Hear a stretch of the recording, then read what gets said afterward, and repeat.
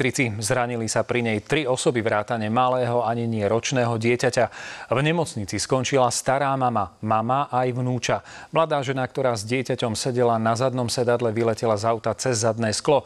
Z miesta nehody sa prihlásila Katarína Kováčiková. Vážna dopravná nehoda nedaleko centra Banskej Bystrice ochromila dopravu na viac ako hodinu. Nehoda sa stala na tejto rušnej križovatke. Podľa polície všetko zavinil 61-ročný vodič zeleného auta.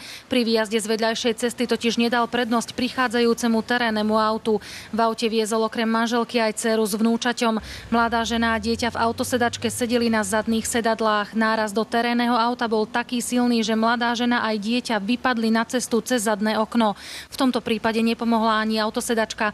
Tá totiž nebola pripevnená o sedadlo. Svedkovia okamžite zastavili premávku, aby do zranených ľudí na ceste nikto nenarazil. Vodičovú manželku, dceru aj vnúča odviezla sanitka do nemocnice. Podľa polície do tejto chvíle nie je známy rozsah ich zranení. V Humennom sa v poslednom čase mimoriadne darí vreckárom. Krádeže na železničnej stanici sú údajne na dennom poriadku. Zatiaľ posledný